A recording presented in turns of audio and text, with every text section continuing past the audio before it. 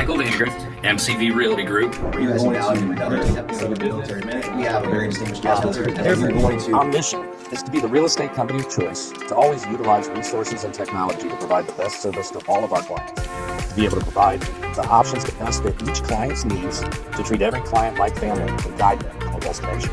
Our vision, to be your real estate agent and advisor for life, to help guide you through each chapter of your life, honestly, ethically, and when you're ready.